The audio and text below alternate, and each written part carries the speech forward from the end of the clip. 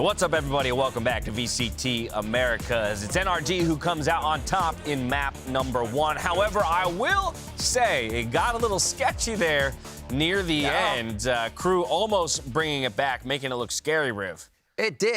It seemed like both teams knew what they wanted to do, but were not executing it right. Obviously, NRG being able to come out on top of that, but the retakes towards A, the way that NRG was able to move around the map ultimately gives them this, because we didn't see it in the first Bloods. It was a team effort beyond that to take down KRU here. KRU had some big moments in the second half. Kesnet in particular stepped up big time to be the catalyst for some of those rounds, but NRG closed out with some strong retakes, and when we were kind of bringing up at halftime that the team themselves felt like it was fundamental issues that were continuing to cascade and cause problems for this team. It seems that they shored up a lot of those problems, because they were really well coordinated in these retakes, and they also had a good read in the first half of how to punish KRU's over-aggression at times. Victor in particular did a fantastic job on these lurks of shutting down Kesnet when he went for these aggressive plays. And just KRU did that a lot of the time, making just plays without coverage, without utility, walking into areas, hoping they can get that kind of scary lower percentage play, but NRG's ready for it. Again, Victor just waiting in the backside because it's happening over and over again. They rinse and repeat to take down KRU in a lot of those rounds. Yeah, it came down to some individual brilliance there out of a few players, but we got to talk about the duelists head-to-head, because it was two of the players that we put a spotlight on coming into the matchup, in particular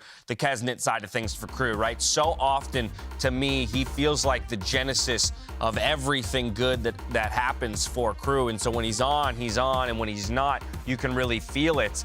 You see there, involved in, Mimi, a lot of the first engagements and breaking even at the end of the day, 7-7 overall. Yeah, 14 for Kesnet, and a lot of those opening engagements came from that second half where he was getting those early kills for KRU. They did a good job of converting off of them for the most part as well, but in rounds where Kesnet got shut down, where he was over-aggressing, going for one of those walk pushes, it never was working out for KRU. It seemed like it was kind of like a live by the sword, die by the sword moment, whereas on the other side for Artis, he had a perfectly fine performance. It wasn't anything special, but they didn't need him to be insane. Exactly. Artis was like 1-7 in First Blood, First Death there, and when Kesnet popped off second half, Artis started to use that operator to get his first kills back, which actually helped NRG get back into the game. But like Mimi said, it wasn't a necessary thing to have that. Artis was going down a lot. NRG was still there to support and do the janitorial duty to clean up the rounds. Yeah, but I feel like both duelists here leaving us wanting for a little bit more out of them in map 2, while they weren't necessarily determining factors here in map number 1. Before we move on to that map 2, let's go ahead and take a quick stop in the AIM Lab shoot-around. Right now, we're going to take a look at Crashies over the shoulder. Going for the orbs. I'm always curious. Ooh. What's your go-to warm-up? AIM Lab, right? 6 shots to Grid Lab. 6 shots into a Grid shot. Sorry, Grid Lab. Yeah, Grid shot. I like this slow but steady approach. Yeah, a lot of the NRG players actually pretty low sense. Artis actually was arm aiming when we saw his, and interesting for a Jet player because you are swinging around when you're trying to do that. It's a nice haircut too on. Oh, it's an Artis haircut for Crashies there for a second. I loved it. But yeah, just orbing out. I'm on the Ball of TW AIM Lab routine one. He had one put together for him that is really, really good. That I've really? The tracking? Like a personal routine? Yeah, he had an aim coach help him out to put together a routine, and there's some really like cool scenarios in there that are pretty custom that help a lot for Valorant. 97%, by the way, so far through all this. I'm 98 now. I realize he's not moving as quick as maybe some people do at times, but that's also one of the beautiful balances of this game, right? Just if we try and bring it back a little bit to the conversation around these teams, you know, KRU, or NRG rather, their approach does seem to be so much more measured. In essence, like Crashy's approach there to the AIM Lab shoot-around, definitely looking more for cleanliness than explosiveness, I think, is NRG, but they have to contain the explosiveness that we see out of a team like KRU. They'll have to do that, and Ascent is a map for them that, well, they kind of struggled the first time we saw them come out on this one. They ended up losing that. I think this map will play out quite similarly to map number 1, in that on the defense, we'll expect KRU to be aggressive. They love pushing extremities with Kesnet, going for those walk contact plays to try and find that gap, and NRG's job will be to stunt that, very similar to Haven. I think more than anything, Riv, when we take a look at Ascent, this is where you go back to the duelist conversation, because you've got some longer angles to hold, right? I'm thinking jets with operators through mid or catwalk, whatever it is, and Kesnet, more than anyone, I feel like, for KRU, has been the determining factor on Ascent. Being able to figure out how to activate Kesnet is very big. Whether they go for quick killjoy utility in the middle of the round to get somebody else to peek into that Kesnet hold or wherever they're going, I feel like KRU is going to have to set the pace this game. Being able to figure out or even fake out finesse in this is going to be a big one. This is one of those maps as well for NRG where they go back to the more standard composition similar to Haven. They don't do as much role swapping on this one. You will see Victor on the Flash Initiator instead of Finesse, which is somewhat of a change, but it's consistently Artis on this Duelist role, Stom on the Smokes, and Scout Initiator for Crashies. So again, I think what we're seeing from the map pool here is NRG being allowed to play more towards some of those comfort roles, which I think is a strength in the pool for them. And we see a pretty standard comp as well coming up for KRU, and I don't want to see standard takes. Last map, we were basically getting flash sight hits. That's season 1, okay? let's put a few layers to these strategies on the side of KRU. Just having Kesnet dash in with a paranoia is not gonna work every time. Yeah, flash dash was cool, but it's gotta be amped up. Yeah, exactly. We just need to see a little bit more depth, right? As we see the final picks come through for both of the squads. Melzer is yet another person that I will call out. I know we sung his praises, Riv, before the first map, but in particular on Ascent as well. I'm thinking back just a week ago, he was putting up some massive clutches for this team. He's your A-team. He's your A-team, that guy holding A. We'll see all right, he's the A-team. We'll see if he can get his squad over the line here and push us all the way to a map 3, which means as the comps are locked in, it's time for me to toss it over to Bren and Sideshow. All right, and it's time for some tumultuous territory, I think, as well as we head into Ascent, because, yeah, listen, NRG, they haven't looked the best at certain times on this map recently, but they are now keeping concrete roles in some degree as well, because Artis is carrying forward as that Jet. That was something we were taking a look at, and, yeah, how that matchup versus Kesnet, you know, how far is he really going to be able to push them? So far, you know, he's had his moments, but it's been kept in check. I think this is really interesting. People were talking about wanting less role changes for NRG. This is actually another change, but it puts them back onto more normal stuff. So I don't know where the community's going to be about this one, but I quite like it. I think it's good for the long term, but you've got a couple of key differences. Finesse is not on the Initiator. How does that affect the IGLing? It does put Artis back on the Jet, though, and you have Victor on a role he's excellent at, too. I really enjoy watching him play KO. I think he's got a great understanding of how to get info with his 0 point and set the rest of his teammates up. Paranoia held out in the open here. Som's looking for any sort of sign of utility, but no, just chooses to back away, and now there's going to be a smoke. Splitting apart the side here. Lovely Paranoia as well. It's going to be delaying this one. KRU not feeling like they need to slow this one down. Dash still going to be dissipating there. Still Kesnet claiming that kill, and Som's traded out into hell. What's going to be the response here of NRG? Finesse wants to take an early fight. Team setting him up. Crash has got these shock darts, and who knows where that was coming from, but it lands the kill anyway. 3 on 3 through the smoke. Oh, Nags is okay. Spotted. I mean, full half of his body is showcasing there. Yeah. And Finesse is going for the massive wraparound play here. They know that Klaus and Melzer are just stuck inside. They do have time to do this. Recon dart broken. KRU are sweating. Definitely so.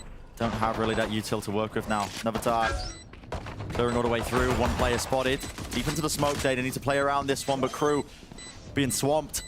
Convergence from every single angle, every single side. At the back door, Melzer survives, and well, not anticipating it. Crashes from behind to close it out, and a pistol round. Okay, secured. NRG really using every drop of the clock there. 1.5 seconds left.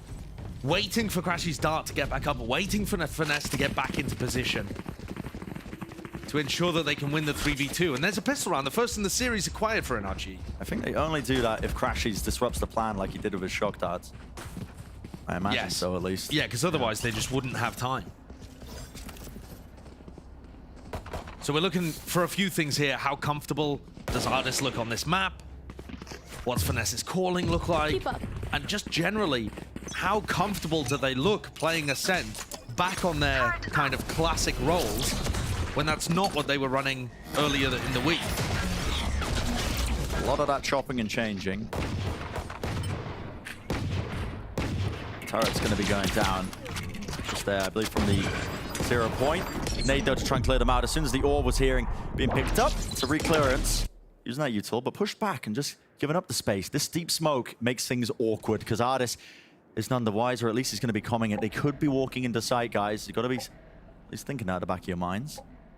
They'll hear the drop now. The interesting thing is, with this space gain, the spike is actually nowhere near here. So what is going to be the end goal of KRU? Yeah, you've gained the site. I mean, it does make it a lot easier for the rest of the players to come in because they know they don't have to worry about a player being lane or a player being stairs. Sure. Full focus on what was the defense side, CT and Market. But those angles are still watched for, and with Artis and the Marshal, he's still preoccupied. I mean, it's back and forth. It's not comfortable, but it still lands the shots. Now pressure's on him. Down a common sideline, down a common angle. Waiting forwards, well, Kesnet. Try to catch him unaware. Davies, your best thing you can hope for here is a plant, and he won't even be granted that. Artis already looks comfy playing the Jet here, right? As you would expect that he would. When asked in an interview about why they'd made these role swaps to swap Artis and Victor's roles around, they didn't really go into it, trade secrets, but just said that it was the coach and the IGL's decision. But when you look at Artis, the difference is palpable. I mean, he's got like almost 100 ACS difference between him on Jet and him on Killjoy in the last 90 days. Yeah. You just get so much more out of the guy. That's why we've been putting such a focus on it. That Jet head-to-head. The roll swaps and everything else. Yeah, the knife does get dodged. False sense of confidence for KRU, and they think that they can take that space without really any sort of offense or resistance. Not quite. Beautiful shot to land for Artis. And a very nice on the fly anti. Yeah. Which I think is called by Artis there as he hears the 0 point coming in. Drone. This is interesting. Drone to the side there. Spam for the wall. Davies covers. Nicely done. Just hiding right around the corner now. Flash right into the smoke. I mean, Artis wasn't caught with that one, but didn't have the rifle or the tool for the job. So darts now and util into the back of the site, starting to clear things. With Victor low enough, he doesn't want to take an open fight. This flash is for Finesse. Here it comes. Flash over the top. Perfect timing with the swing. Finesse staying alive, but he's got to get a bit more now. Still the anchor to the back of the site will be swarmed. Still gets the one, but trades. KRU 30 seconds left wondering, left. How do you salvage it? Spike can't be planted in this one with 25 seconds left, and you're on the verge of losing this bonus round. It's got to be up to Melzer. Doubled up, facing up, finds the one. Som close to the corner, angle not seen. Finds the kill. All over the place, it's Som wins it! That's a crazy situation for Som to win that. Melzer did not realize both of the NRG players had slipped through to sight. And as he walked downstairs, he could only spot one of them. Yeah. He didn't realize that Som was just tucked in the corner behind the boxes. Wild Red Bull clutch. And Finesse does a great job in backside, it must be said. And you get to see the value here of not just the individual capabilities of Som, or Finesse for that matter, but how the flashes go from Victor. And even if he's at the bottom of the scoreboard, I love the KO. Whoa, oh my goodness, Kesnet is in. A push back and away. I mean, that's Dash the thing. used everything now. Yeah, using the dash and the recon dart there is very common for teams on attack. The idea being to try and overwhelm the KO and the Omen that are playing in A main like that. But the problem is, if you don't catch them instantly, or you don't catch them running away, lit up with a recon, you've wasted it. You've wasted your dash. Well, look at this, Crashies. I want to see his perspective. A lot of teams have been doing this now. That knife actually might be critical. I think the turret was brought down, which means Crashies can't spam off the contact anymore. Still, they'll make a good go of it. That was the idea in mind. Revealing area. Grabbing the orbs, I mean.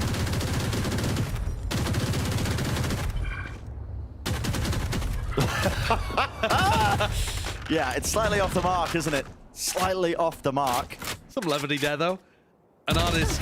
Oh, he's making the most of this one. He really has. Holy. Oh, coming online. 30 seconds left. Back to his roots a little bit, playing the Jet. And it's a night and day difference. Melzer with just the stinger.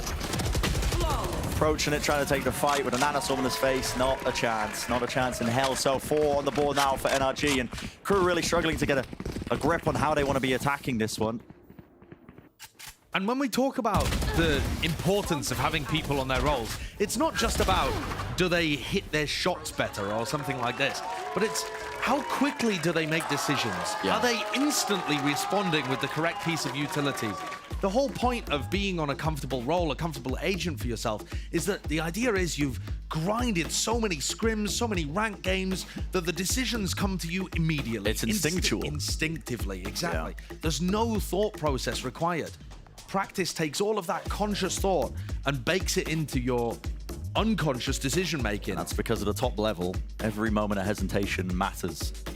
Even for a split second. If you're thinking about your play, about how you want to be using your util, and it's not second nature to you, then that's going to be broken apart, pried apart. Have you ever, you've seen the IQ graph meme where it's a bell curve? It's like the people at the bottom don't think about how they play. Yeah. The people at the top don't have to think about how they play. Right. Yeah. So what you're saying is, listen, the people in the middle at Diamond are thinking really hard. Thinking really hard, and that's why they're stuck at Diamond. Exactly. So they just need to let loose a little bit. But this is a great start for NRG. Crew got themselves back up to the buy with a Hunter's Fury. They could potentially cook up something with a play, maybe an execute off of it. But I will say, you know, from what we've watched of Crew's attack side on this map as well, the extra level to their game plans is often missing, and it's the thing that, you know, causes them to fall short often when they are playing this. A heavy reliance on Kesnet to even get the opening kills or whatnot still. Okay. That's a fight taken. Yeah, that's really heavy. I mean, that's a paranoia and a push. We saw Na'Vi running that actually in the EMEA recently. A bunch of teams have been bringing it out. It works very well if the attackers have some kind of operator posted up at that area. And it still could have found value. I mean, Artis had his opportunities to hit the shot. Yeah. Just not quite. About the right time as well to throw in an aggressive play like that, because so far for NRG, it's been very contained and slowed down with the defense. Sure, but it does always offer an opportunity. 4v3, Crew looking to capitalize on a situation like this. This position by Finesse is crazy. I mean, his turret's going to be taking the contact, but I don't know if this gets cleared. It looks like it. Wide swing by Klaus, yeah, and I mean, if it wasn't spotted, the knife would have taken out. Dart actually a bit missed there from Klaus. Doesn't land into the back of CT to clear that one out and give them that peace of mind. Som now, high ground angle. And his post plant set up by Crew, left. still One enemy remaining. left now down to that 1v4. Crashy's no choice but to run away and start to salvage some of the guns that he's still got, at least that Odin. And this is a nice one for Crew to get themselves on the board, to get a bit of confidence going. Because at this point in the series, Crew would have been expecting a slightly easier go around here on Ascent, probably. You know, on their defensive half, that was the one where they really looked on fire against 100 Thieves. A very different compositional dynamic, though, where they were allowed to be pushing all the time on the defense. I don't think NRG are going to let them get away with that. Finesse will be watching for it on the Killjoy. Yeah. But on the attack side, Crew was still finding a lot of value, and Kesnet and Melzer just went bonkers. Nobody could stop them. Getting the situation like this under their belt, where they deal very easily with what NRG tried to do, and then converted a one-player advantage situation, it's going to make them feel like they've got all the chances in the world. I do wonder if that's part of the justification as well for this new role swap, as well as we are looking at Ascent with Finesse playing that Killjoy, because if you know that Crew like to push on the defensive side, Finesse is a caller. You can see that. He can absorb any aggression if they're playing a slow attack side round and call for pivots.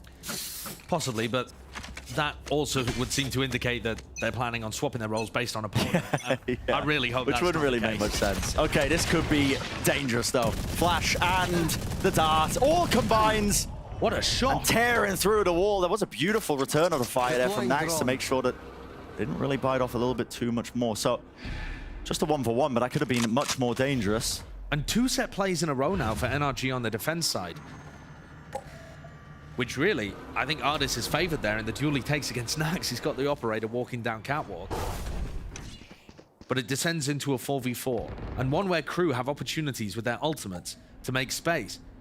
There's a lockdown that they could throw out here, and a Hunter's Fury can be countered. So Crashies, it's not so easy to just get rid of this one. I mean, also because his positioning's very far away. Yeah. NRG, in fact, you know, pinging the top side of mid, realizing that it's open here. Nade dropped down and actually bangs against the wall, I believe. I'm not too sure. Has it disjointed him? It seems likely. It's just on the side of lane. All that util expended. Knife now pushing him away as well. Crew still not into this site. Stands at the 2 anchoring players. Finesse at this angle. Oh my goodness! Down B. Wrangles the beast that is his rifle, and 3 kills will be his reward. Finesse's B-site anchoring has been lovely. He got 2 with the Spectre in a previous round as well. 9 and 3. The utility that NRG are throwing there is beautiful, by the way. Crashies is playing over at Catwalk, runs back, and from kind of somewhere in spawn, shot a recon dart that helped the whole of his team on site. So the long-range utility that both Crashies and Victor are throwing for those B-site anchors is really helpful. Get out of my way! Pre-aim from Ardis, expecting the updraft from Kesnet. Looking to try and shut it down. Smoke in his face though, pushing through mid. Wow. Reactions showcased.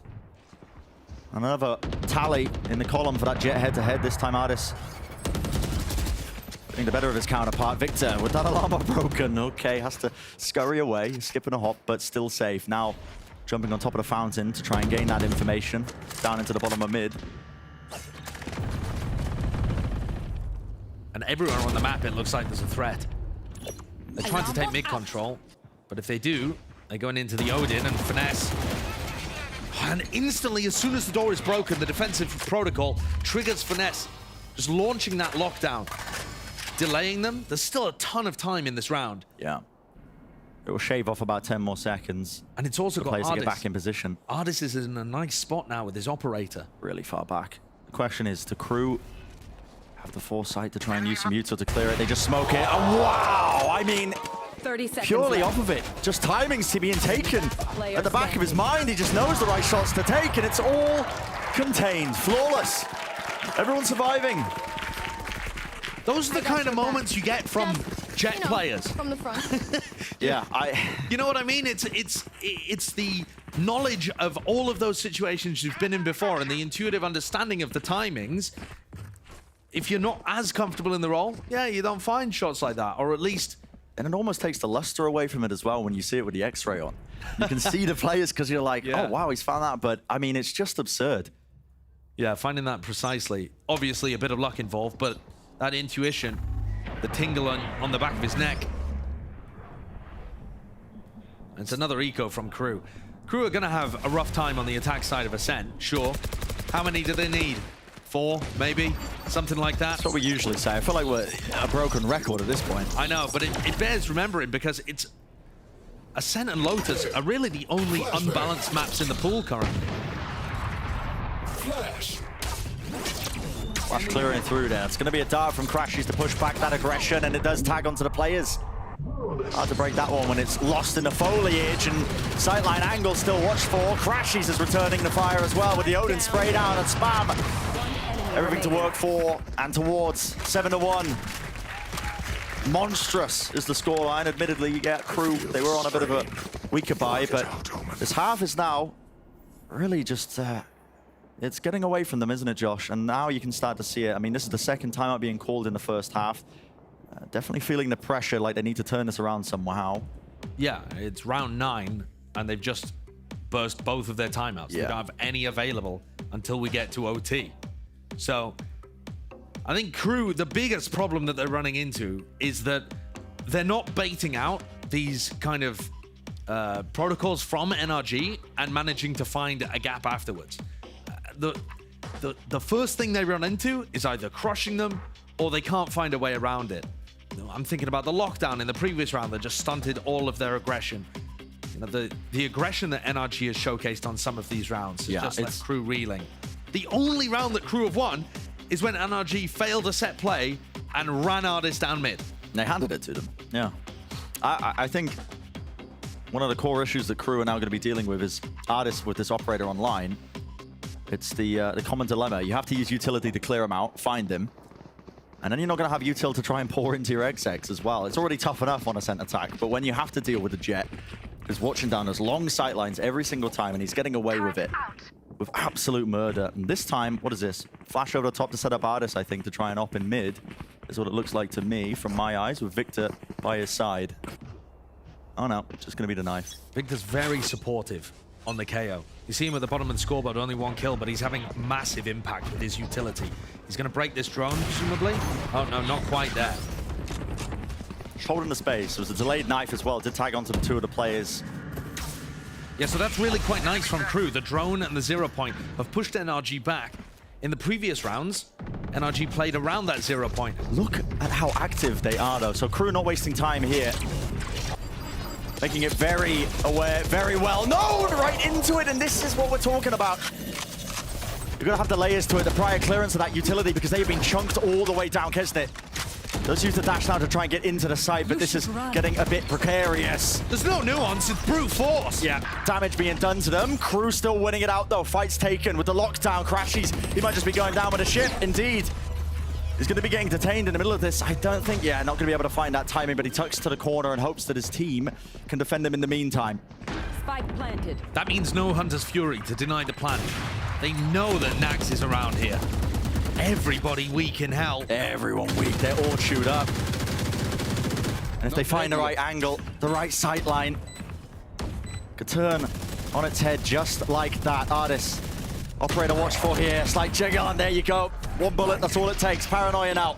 Moves his way through. Hell's not all being cleared. And Kesnet's low enough. It's just a blind spray through.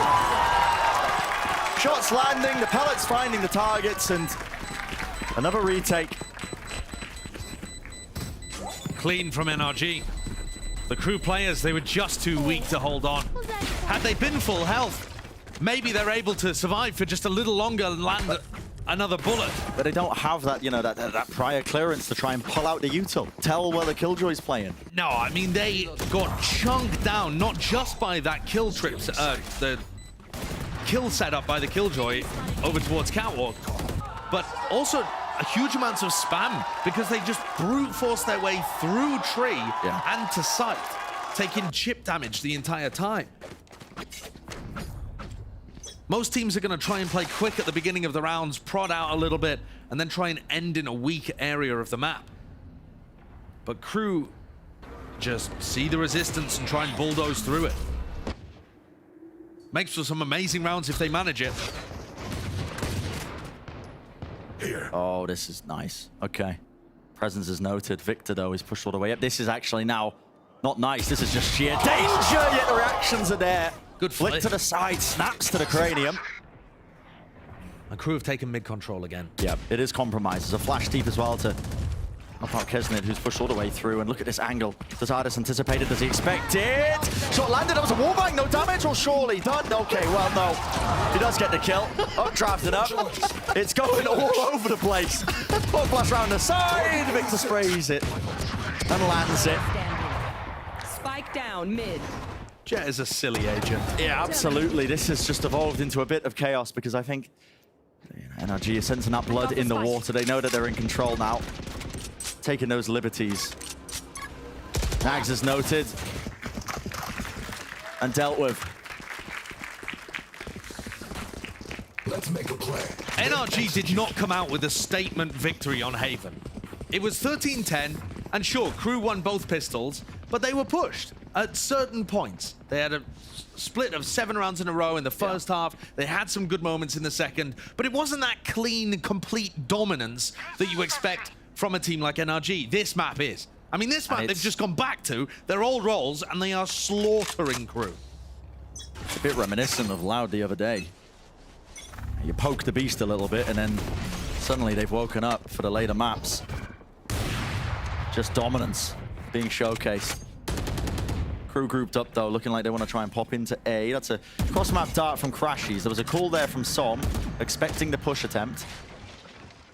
So that was a bit of a prediction there from Crashies to see if he could help his teammate out. What an absurd shot to hit!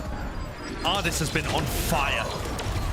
It's good util, though, to deal with that hell position, yet there's still a smoke in their face, and the drone's coming a little bit later. Tagged onto Artis, has to respect it, so he does back away. In the meantime, Finesse is pushed out all the way through the utility into tiles. I mean, the two Killjoys are playing their own little mini game. Yeah, look at this, just lurking all the way through. Metal Gear Solid, apparently. Find a cardboard box. They are somewhat aware, though. Oh, and Finesse hears it all. I mean, this is very good discipline, though, crew. They must have heard something. Yeah, expecting that, and well, got two. It's turned just like that. Should be an easy round. Oh my goodness, the guns! No way, Shorty wins it out. And Kesnit's on the flank here. There's no chance of Victor surviving. Yeah. What a bizarre That is round really quite strange, but they must have heard something, yeah, because it was literally a hard clearance with the jumping clearance in spawn of all places. Yeah, and that's a possibility of a lifeline for crew, perhaps. A lot of ultimates were used there for NRG in a lost round. So this is the kill we missed initially. Nagset getting two here in spawn.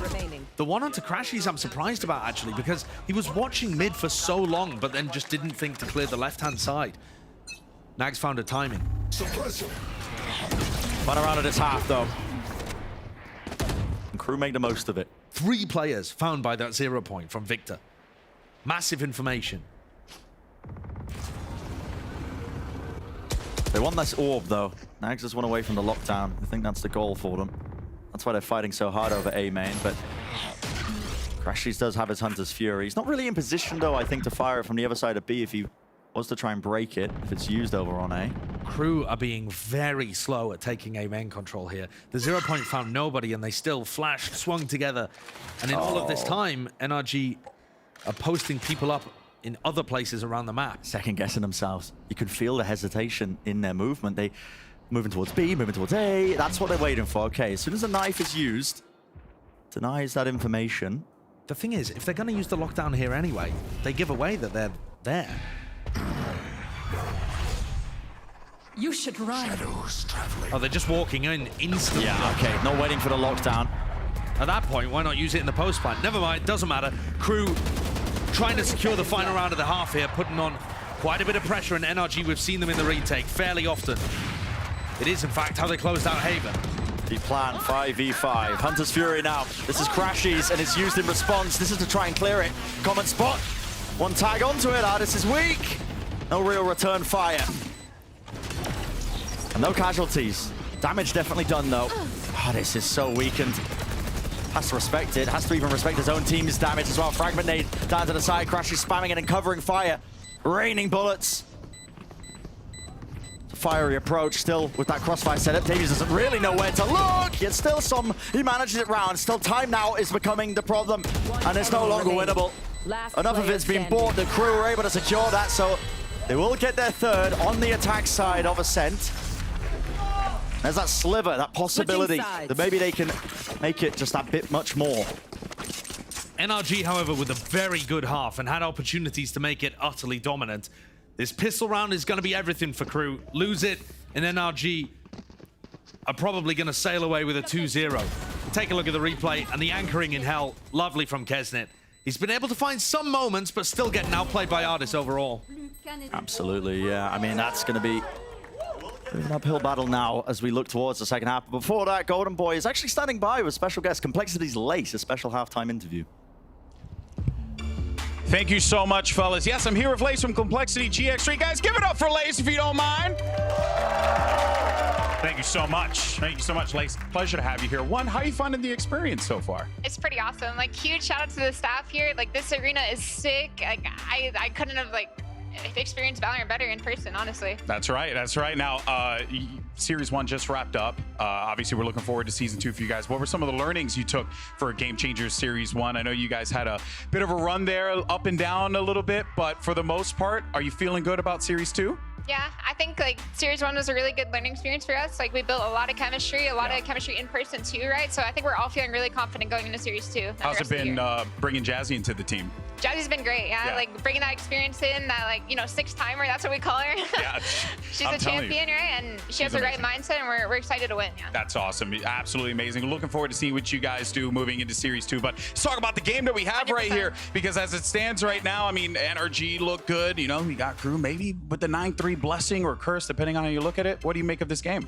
I mean, it's been great to see artists getting confident again. Like, it's been explosive to say the least. So, you know, seeing some flash and dash plays, also the off coming out. But I feel like if any team can come back from 9-3, it has to be Kezen and KRU, right? Like, this guy is explosive. Like, I have not seen anything mechanically like him. And it's been so much fun to watch, yeah. Yeah, I mean, all these players are bringing it on the stage here. But my question for you is, when are we going to see you up here, girl? I mean, it's always the dream, right? And watching this has been even more motivating for me. And yeah, hopefully bring that into the team in practice. And yeah, one day. One day. Hey, you know what? One day, very soon. And I'm looking forward to seeing the progress. Give me a fist bump right here. Thank you for having me. Guys, give it up for Lace one more time in the Riot Games Arena. And now we're going to send it back over to your casters, Itza Bren and the Sideshow with the mustaches. Woohoo! You had to fit that one in, didn't you, GB? Yeah. Nice interview, yeah, as well. Looking forward to that. Of course, the Game Changers circuit throughout the entire year as well, starting up in EMEA as well. So all that coverage with the circuit taking place. But looking forward to this second half here for NRG versus KRU. And it's going to take that pistol round, Josh, isn't it? Pistol round, I think, for any semblance of us discussing the possibilities. You know, admittedly, Ascent attack-sided, or defense-sided map, I should say. It is, but pistol rounds make a massive difference as to your, you know, ability to convert these kind of situations. Because if NRG take it and go up 11-3, no one throws an 11-3 lead. No, surely not. We've never witnessed that before. I've never seen It's never happened in VCT history. No. I've never seen it You're happen. right. And the other part to this too is if KRU get onto the defensive side and just start pushing everywhere, NRG were pretty good at that. The Des was talking about it, dealing with that defensive aggression on Haven. There were a couple of moments where it found success, but broadly speaking, NRG shut it down. This very straightforward. Yeah, quick, straightforward. They recognize that having somewhat of a read, maybe a bit of counter-striding, knowing that Melzer, beginning of these pistol rounds, was playing alone. And he's cleared out of the site just like that. About 15 seconds into this one, getting into the post plant as the spike is planted. And a setup, 3 players together here. Paranoia rips his way through, some still holding close. They're already not finding anything, they're already in, already dropped down, but can they find the right avenues to try and approach this one? Triple faced up with the frenzies. Peppering them with bullets. Left up to Melzer. 1v3. Can find some, the rest of them are weak and potentially winnable, but no, won't be happening. Not today, so with the pistol round taken away from KRU, it's going to take, I don't know. What is it going to take at this point, Josh? I mean, toggling? Yeah, it'd be ridiculous. KRU also didn't get all of the kills, didn't get the plant money, so putting a force fight together here would be incredibly difficult for them. NRG extraordinarily likely to get up to 11. And I think that this just changes the way that people think about NRG. I know that it's against KRU here today, but the fact that they've gone back to the comfort roles and have kept artists on Jet the entire time. I've got Victor playing Initiator. Finesse has still called a great game from Sentinel, and his fragging's been good. Like, all of the things that people were theorizing about have been demonstrated to still work really nicely here for NRG on Ascent. Paying off, and yeah, that's I think what a lot of us were looking for as well as we were taking a closer look at the beginning of this series before it even kicked off was, you know, what are the improvements that NRG have made, that former top team that's looking to try and reclaim that kind of glory that they've had in the past. And their upcoming schedule, they're playing against 100 Thieves, and then Furia, Loud, with EG at the end. You know, there's a sprinkling of difficult games and winnable games in there for NRG. Pushing forwards here. That's an attempt by Melzer as well to just leap right through the smoke. No kill for Davies. God, he was close. Dropping crashes to 20. You don't want to fire that dart, not yet, but as soon as the door is broken, that's when he wants to let it loose. I was a bit worried he was just going to fire it straight into himself and take himself out, but no. I mean, it looked like it for a moment. Okay. Reflank here from Nags, and now there's some danger being placed into it because damage done to Crashies. He is weak still. Looks like the goal is to just contain because Nags is not even eager to take up that main position. Look where Ardis is, in the post plant. I mean, he's up in heaven, facing down towards tree. They have complete control of the defender's side of this map. And they're hunting out for the kills as well. They don't want to let them deny anything. Anything that can go their way to try and get the ult orbs going. Not that... Listen, this half might not even last that long to even get the ults online. Who knows? Because it's two that stand between NRG being able to take the map and take the series. Finally, crew with rifles on board might be able to mount some level of resistance, but NRG are just keeping it simple, to be honest, aren't they? They're just going for very straight up executes where they're going to be able to get into positions to play aggressive post plants. That's it. They're really not overcomplicating things. And in terms of individual competence, Ardis sat at 20-8. The tip of the spear, the operator player, Jet main popping off. Cover going out. Crew can put a bit of danger behind this round with the weapons. Finally earning those rifles. Oh, Nags made a good go of it. Flash in his face. Now he's starting to feel it. The heat being turned up. Klaus, containment is there. Watching his teammates back, making sure that that angle couldn't really be punished. But a flash over the top. Victor actually blinds himself in the moment. Taking an unusual angle. Kesnet pushing forwards as well. As the fight's taken, the crossfire setup, it was a bonus round for NRG. Somewhat. Finesse decided to invest into it, actually, so they're going to be, you know, Ardis is going to have to buy for Finesse and use a Blade Storm. But yeah, a bonus round, absolutely. Crew, though, showcasing that they really can stop those sight hits from coming through. They found a timing to do a bunch of damage onto Crashies, and Ardis got punished, dashing into his smoke. Those are the kind of things we need to see more and more and more if there's any hope for Crew to drag this to map 3. But I think, to me, on paper, this looked like the most winnable map. Get out of my way! I'd agree with that as well. Thus far, they've been given a shellacking. Yeah.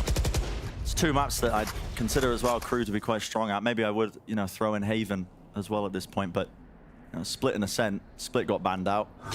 Ascent was what they picked, and this is looking quite one-sided. Slower beginning to the round here for NRG. Making sure that they don't give away too many mistakes or openings. They made enough noise here that they have pulled out that fragment nade quite early. Another flash as well. Davies now have zero utility to try and push back any sort of hit. There's a nade at the floor here.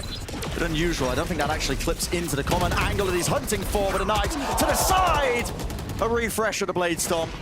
The Mel's are taken out, Heaven's watched, and it's just pure flexing. Spike planted. Great play by Ardis again at the tip of the sphere.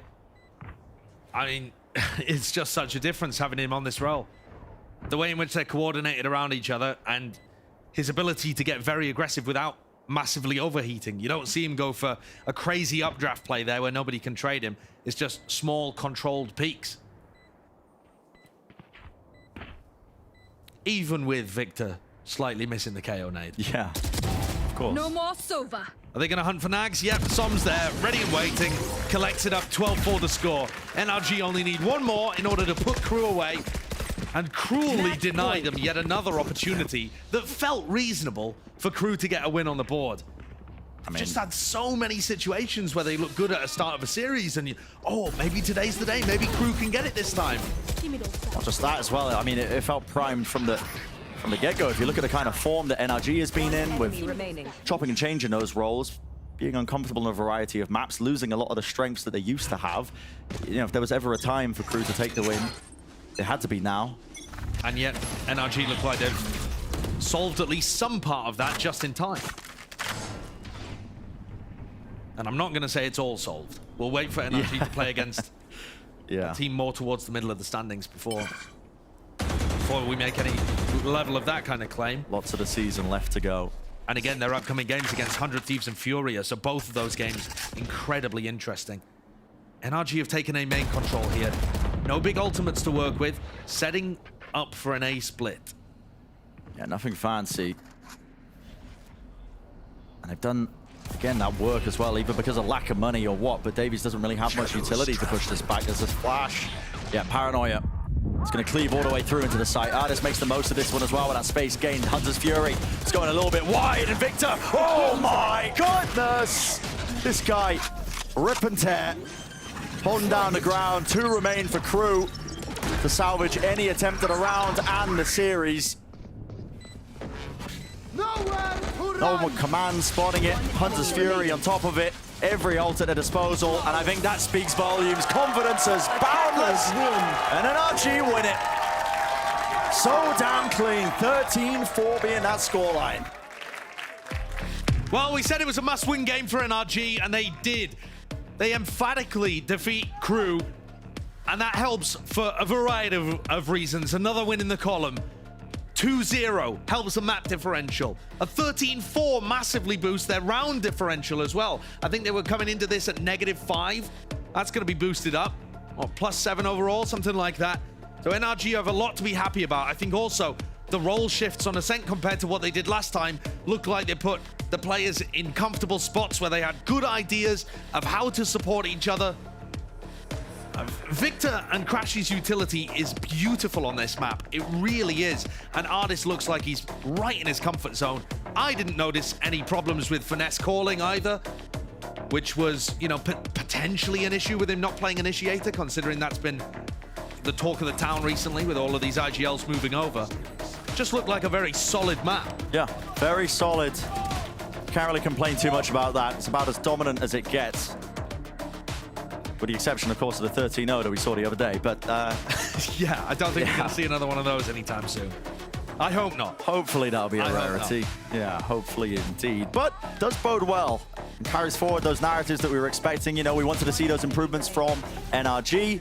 We want to see them get back into that form of being that top championship contender and really competing for those titles like this old NRG core, former Optic players have done time and time again, 2021, 2022.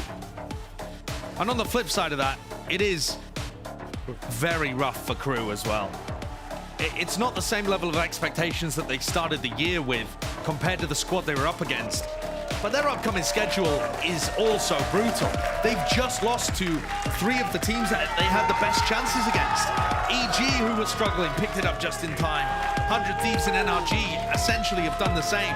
Now KRU are looking towards Loud, Leviathan, Sentinels, Cloud9. Where do they get their win? Yeah, have to look elsewhere because it wasn't here today. Instead, it's NRG that are the victors. 2-0. But we wanted out of them. We saw those corrections.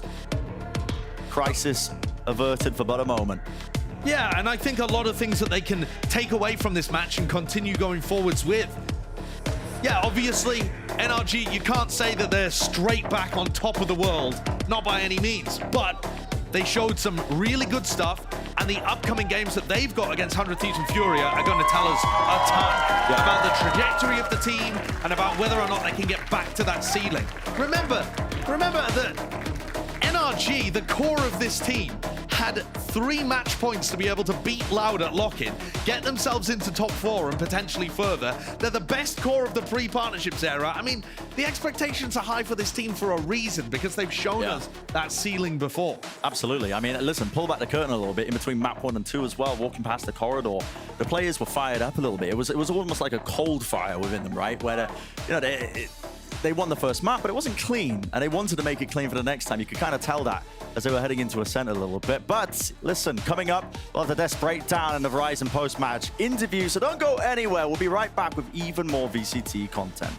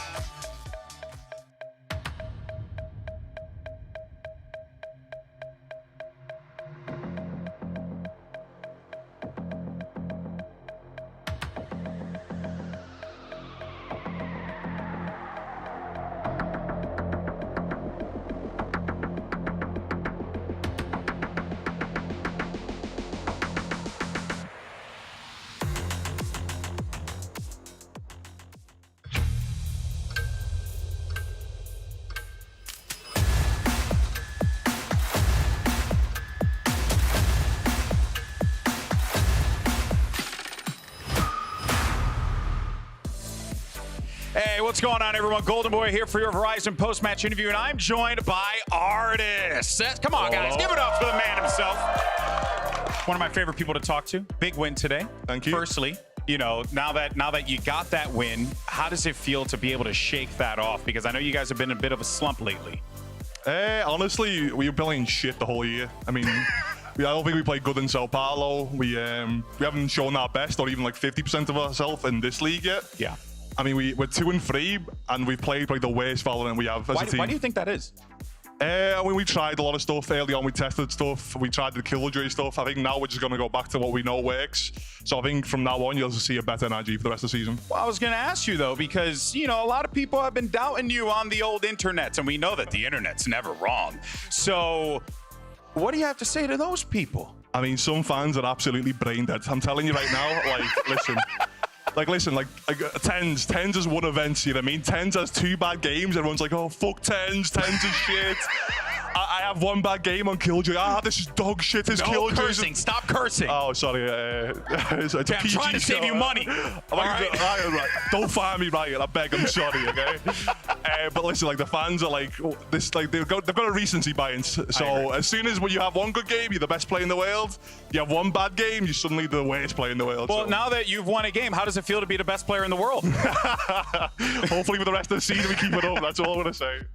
Yeah, well, and on top of that, though, you know, it's been a really difficult season, I think, for everyone across the board. How has this experience been? Because you did this online. You did the challengers, and when you were part of FPX, now Na'Vi. Is it a different beast playing on LAN week after week, the prep work? Why don't you let them know at home? I mean, honestly, it's similar, but what I've realized from this format is teams hard anti-stat. Teams, obviously, because they know they're underdogs, they have no pressure, so they fully anti-stat, and they play it with no fear. So, like, what we've decided now is we were playing kind of flawless, or trying to play the perfect Valorant. And when you play the perfect Valorant and they just run around, it doesn't mesh well. So now we've just decided to become a bit more loose and just play our own game. Yeah, and also, too, because I saw this conversation happening a bit online. How has it been getting along with the squad? Even in the losses, how has that experience been? I mean, the losses are depressing. I'm going to be completely honest. Like, losing to, like, being 1-3 is not fun. So, as soon as we lost the last game, especially against MRG, that was a tough loss. So, it's bad. So now that we won, I'm hoping for more wins in the future. All right. Well, Artis, it's an absolute pleasure, my man, to talk to you each and every time. Folks, God bless. The best player in the world, at least this week. Thank you. It's Artis. Dash, back over to you, buddy.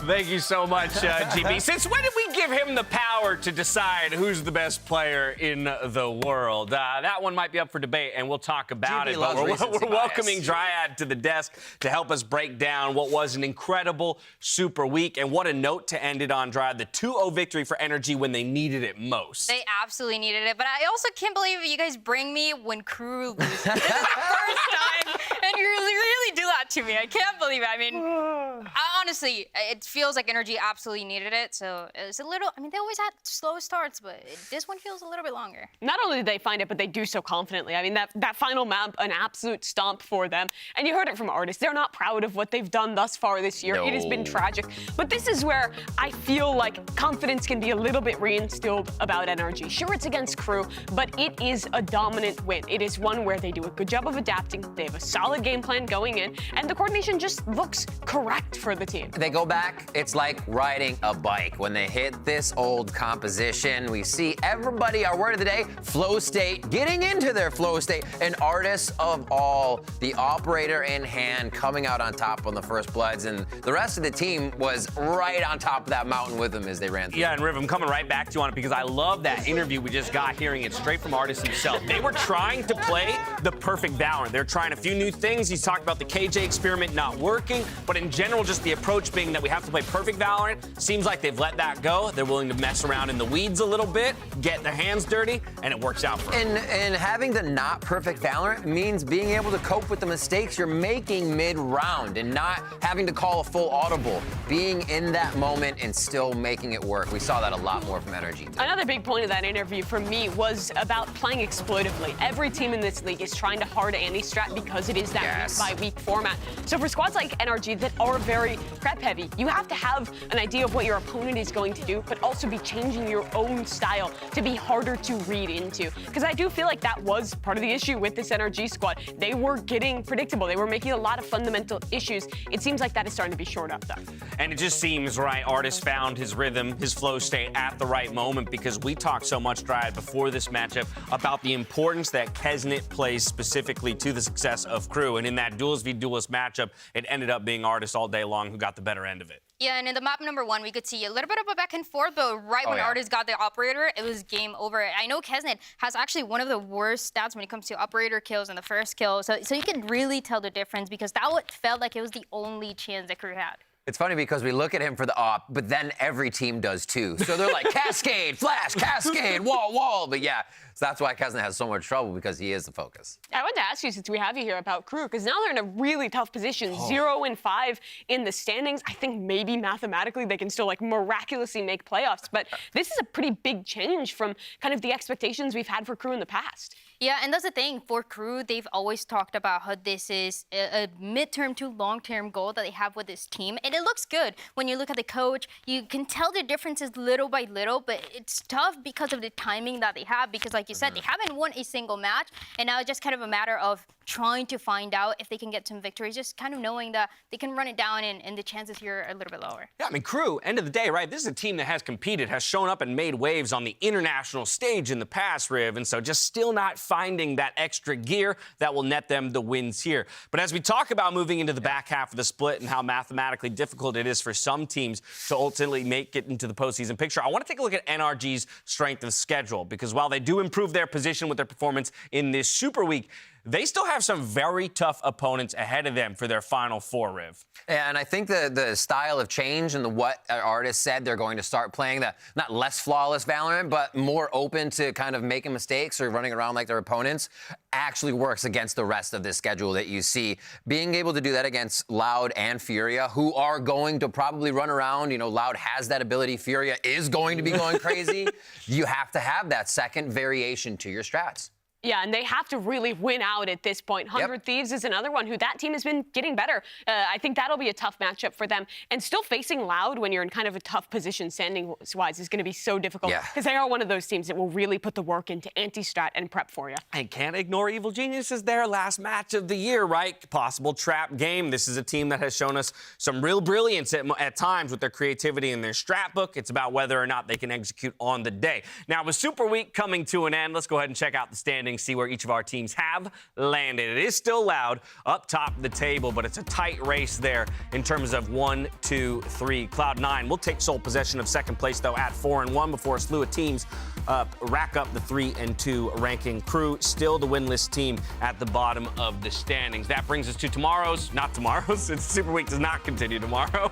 We go back on Saturday next week with 2 more matches, NRG versus 100 Thieves, MIBR versus Furia. We've talked a little bit about the NRG versus 100 Thieves matchup, so let's talk about MIBR versus Furia. Dryad, your take on that matchup, especially as Furia falls down a bit today.